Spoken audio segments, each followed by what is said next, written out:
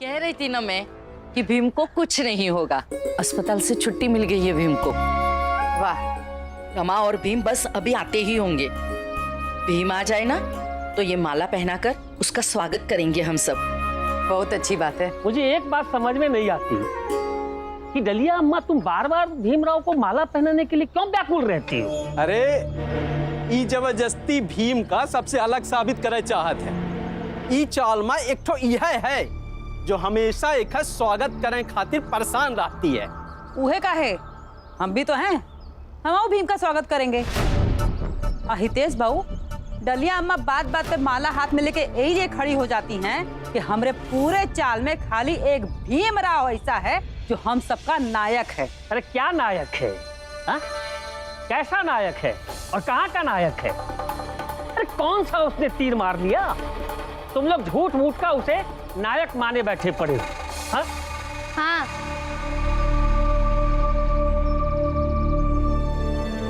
नायकों को तो लोग वैसे भी मारने के लिए खड़े हो जाते हैं। ये बताते हैं कि सुकरात को जहर दिया गया था। कल रात इन्हें भी मारने की कोशिश की गई थी। आप सबको पता नहीं होगा, लेकिन कल भोज में इन्हें जहर दिया गया था। किसने जहर दिया? पता लगाना चाहिए। अरे हमारे चाल के और उनके चाल के ही लोग थे वहां।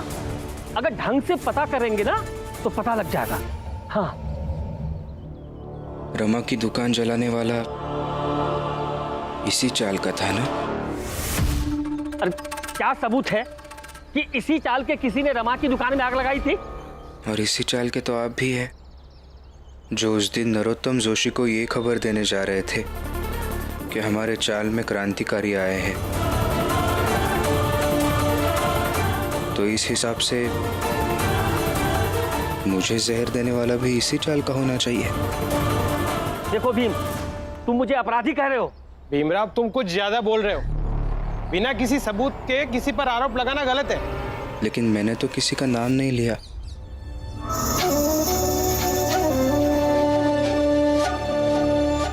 लेकिन मैं कह रही हूँ, आइंदा सतर्क रहिएगा, क्योंकि अगर एक बार भी आप पर शक होगा ना तो अच्छा नहीं होगा। क्या अच्छा नहीं होगा? क्या कर लोगी? बहुत बदतमीज हो गई हो और बहुत ज्यादा बोल रही हो। औरत हो, औरत की तरह रहो तो अच्छा रहेगा। बस,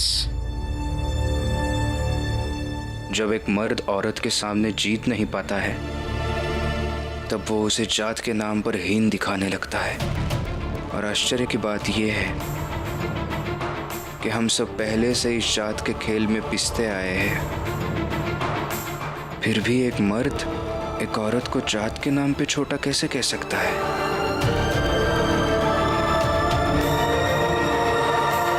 और एक बात मैं आपको आखिरी बार कह रहा हूं, आगे से कभी भी मेरे सामने रमा को जलील करने की कोशिश मत करना।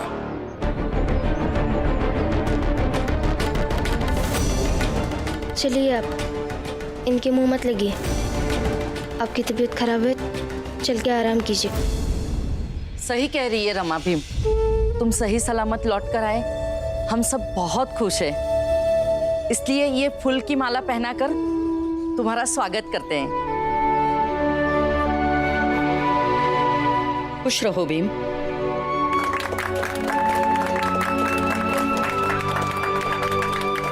बहुत बहुत धन्यवाद।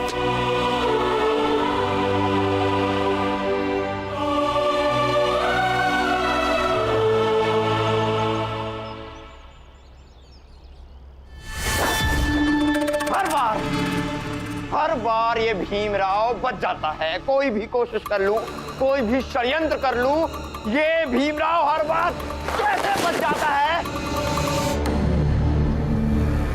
नरोत्तम जी, परीक्षा देने नहीं चलेंगे क्या? क्या? आज परीक्षा है? हाँ। देखो, इस भीमराव की वजह से मेरे दिमाग से ही उतर गया कि आज परीक्षा है। अब मैं कुछ पढ़ नहीं पाया हूँ, क्या यही करूंगा होता मैं? है,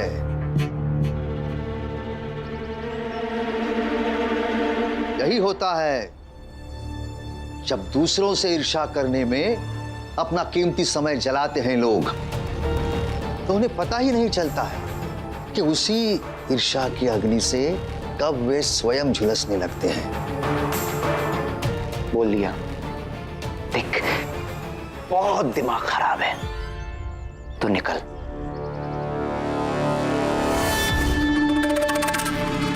अवश्य चला जाता, किंतु पेशे से गुरु हूं। असतो मां सद्गमय, तमसो मां ज्योतिर्गमय। इस कारण जब किसी को अंधेरे में भटकते हुए देखता हूं तो मुझसे रहा नहीं जाता और फिर उसे सही राह दिखाने चला आता हूं। दिखा दी राह, अब एक राह मैं दिखाता हूं। ये सीधे निकल, वरना घसीट के निकालूंगा। निकल।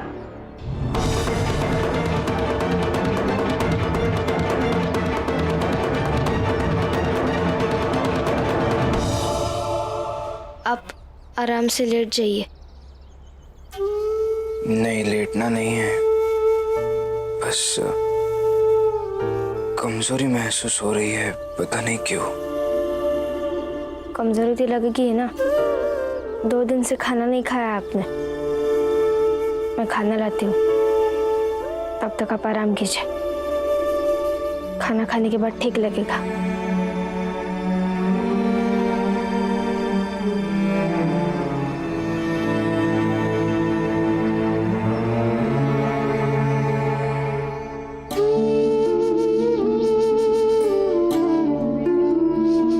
रमा, मैं भीम को खाना खिला देती हूँ। जी बुआ, मैं तब तक दवाई लाती हूँ।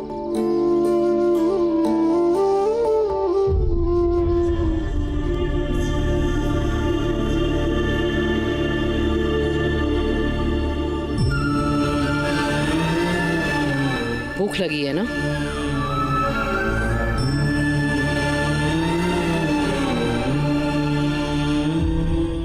ले, खा ले।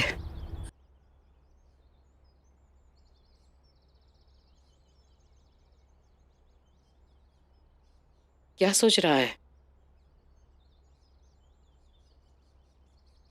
कुछ नहीं बुआ।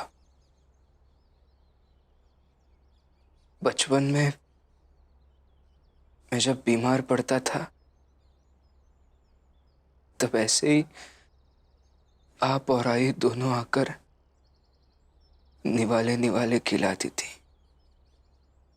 आपको ऐसे देखकर आई की याद आ गई। बचपन में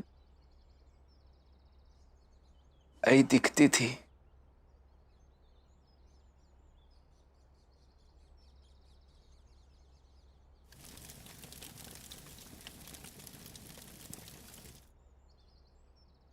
विवाह, मैं आई हूँ तुम्हारी। जो जल गई वो एक बीमार औरत थी। उसे मरना था, मर गई। छोड़कर जाना था, छोड़कर चली गई। लेकिन अभी जो तुम्हारे सामने खड़ी है ना, वो तुम्हारी आई है। भ्रम होता था वो, लेकिन अच्छा लगता था मुझे। अब तो आई कहीं दिखाई भी नहीं देती है।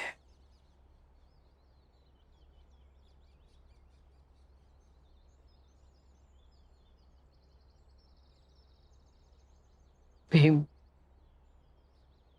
बड़े होने से, समझदार होने से, पढ़े लिखे होने से व्यक्ति के बहुत सारे भ्रम टूट जाते हैं और वो जीवन को वास्तविक तरीके से देखने लगता है, समझने लगता है। सबको हिम्मत देने वाला, सबको समझाने वाला मेरा भीम आज कमजोर कैसे हो गया?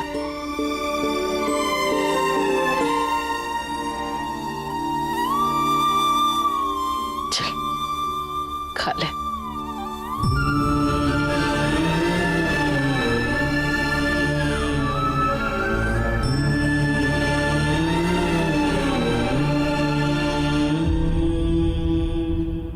देखो रमा, तुम्हारे पास है पैसे तो दवाई ले आओ।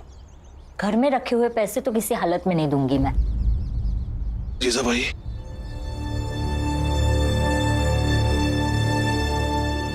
और कितना गिरोगी तुम? गिर के पाताल में चली जाऊंगी, लेकिन घर में रखे पैसे नहीं दूंगी। आई, मत कीजिए ऐसा व्यवहार, मत कीजिए कि मुझे भी अफसोस होने लगे कि आपका विवाह क्यों हुआ मेरे बाबा के साथ। और आई, ऐसा ना हो कि मैं भी आपको आई बोलना छोड़ दूं भीम की तरह। हाँ छोड़ दो। चुप रहिए आप। चुप तुम रहो, नहीं रहूंगा मैं। फिर याद रखिएगा। बस, बहुत हो गया। घर में पैसे कहाँ रहते हैं मुझे पता है। रमा, तुम रुको, मैं तुम्हें पैसे देता हूं।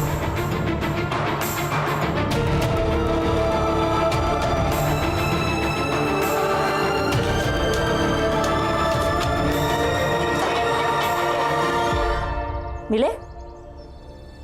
पता था मुझे यही ढूंढेंगे आप, इसलिए पहले ही छुपा कर रख दिया मैंने।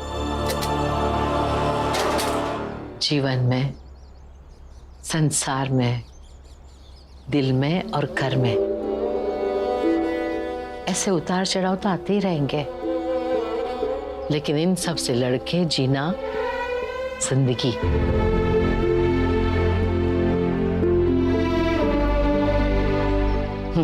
बस बस बुआ। ठीक है, अभी तो आराम कर, रमा दवा लेकर आती होगी।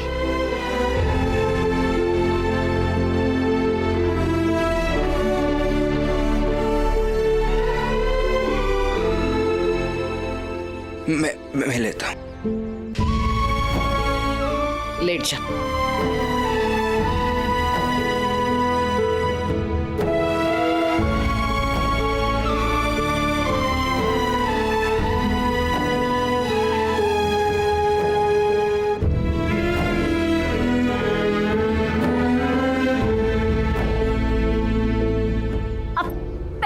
लगाएंगे। दवाई दूर रखो यहाँ से, दवाई दूर रखो।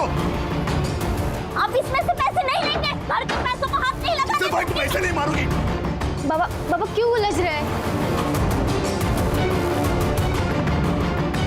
आप घर के रखे हुए पैसे नहीं ले सकते। इधर हट जाओ, नहीं तो मैं अपनी सारी मर्यादा भूल जाऊंगा। आप तो भूल जाइए।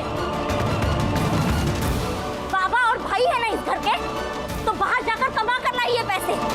घर में रखे हुए पैसे नहीं दूंगी मैं। अब लेकर दिखाइए इसमें से पैसे। नहीं लेने दूंगी मैं। दवाई बाबा,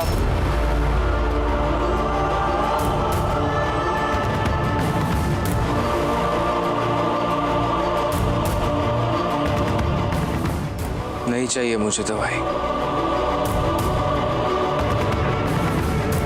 शायद दवाई खाने से मैं ठीक हो जाऊंगा, लेकिन घर में इस तरह लड़के झगड़ के दवाई आएगी तो उसका वैसा भी कोई फायदा होने वाला नहीं है।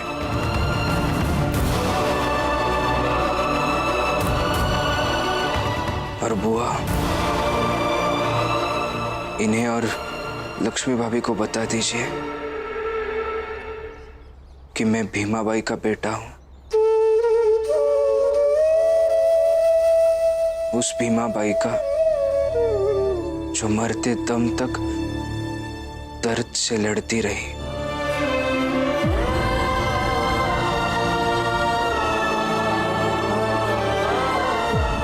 मैं भी 2-4 दिन ये दर्द, ये तकलीफ सह सकता हूं,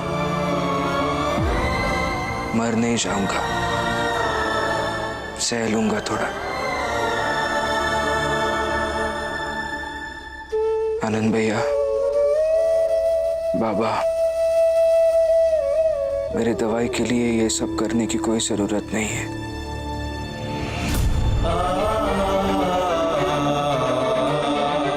नहीं चाहिए दवाई। रमा, अंदर चलो।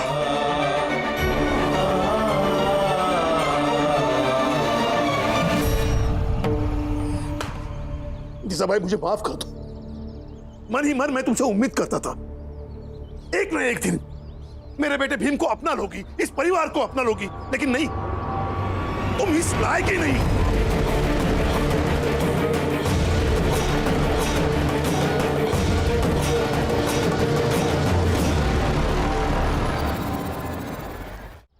मैं जाती हूँ, डलिया अम्मा या फुलिया का किसी पैसे उधार मांगती हूँ और आपके लिए दवाई लाती हूँ। नहीं रमा, दवाई नहीं चाहिए। लेकिन आपकी तबीयत? कुछ नहीं होगा मुझे। तुम्हारा प्यार है, तुम्हारा साथ है ना मेरे साथ। दवाई की कोई जरूरत नहीं है, सह लूंगा।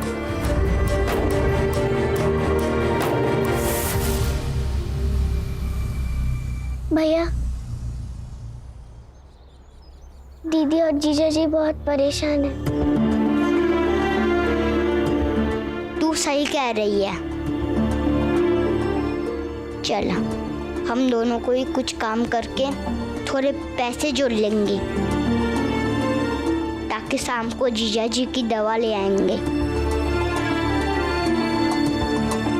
ठीक है, अब आराम कीजिए, मुझे काम पर भी जाना है। बात मेरी तबीयत की थी इसलिए मैं बिना दवा के रह लिया, लेकिन कल को तुम्हारी तबीयत खराब हो जाए और पैसे ना हो तो नहीं, मैं भी कुछ ना कुछ काम करूंगा ताकि विपरीत परिस्थितियों में मेरे घर वालों के झगड़े में तुम ना पिसो।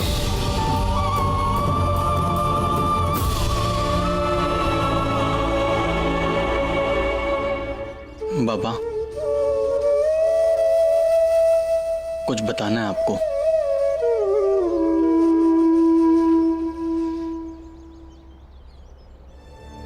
लक्ष्मी आए दिन धमकी देती है बाबा।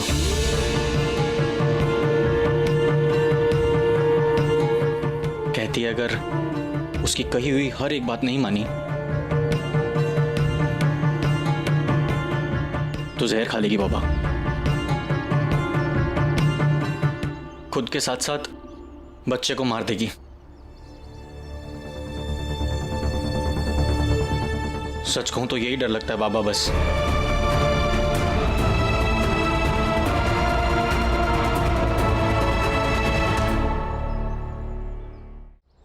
आनंद, मर्द अपने जीवन में सबसे ज्यादा इसी बात से डरता है कि उसके बच्चे को, उसकी पत्नी को कुछ हो न जाए। जीजाबाई से मेरे संबंध चाहे जैसे भी हो, लेकिन वो मेरी पत्नी है, उसका ख्याल रखना मेरा फर्ज है। इतने सालों से साथ रहते रहते उसकी भी फिक्र करने लगा हूं मैं, लेकिन जब वो खुद को नुकसान पहुंचाने की धमकी देती है। आज आप भी सुन लीजिए, मैं जो भी कहूंगी आपको सब कुछ करना होगा। जो जैसा चल रहा है वैसे ही चलेगा, जब तक मैं जिंदा हूं तब तक। बाबा और भाई है ना इस घर के, तो बाहर जाकर कमा कर लाइए पैसे। अब लेकर दिखाइए इसमें पैसे, नहीं लेने दूंगी मैं। जीजाबाई, तो मुझे भी डर सा लगने लगता है, और शायद इसलिए कई बार उसके सामने मैं कमजोर पड़ जाता हूं। तो अब क्या करें बाबा? भीम, रमा, वो छोटे छोटे बच्चे हैं बाबा, दो, क्या होगा इन सबका? भैया, मुझे लगता है कि अब हमें फैसला कर लेना चाहिए। रमा आज से काम पर जाने वाली है, हमें उससे प्रोत्साहन देना होगा। रमा और भीम दोनों में से एक को जीवन भर काम करना पड़ेगा ताकि वो कभी दवाई के लिए मोहताज न हो जाए।